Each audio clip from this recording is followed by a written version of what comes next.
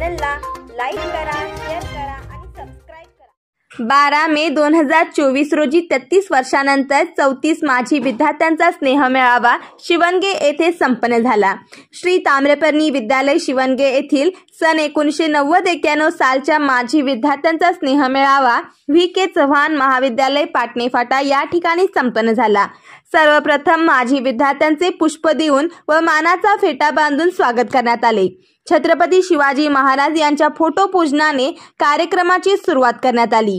यावेळी दिवंगत माजी गुरुजनांना श्रद्धांजली वाहण्यात आली व हयात गुरुजनांबाबत दीर्घायुष्यासाठी प्रार्थना करण्यात आली।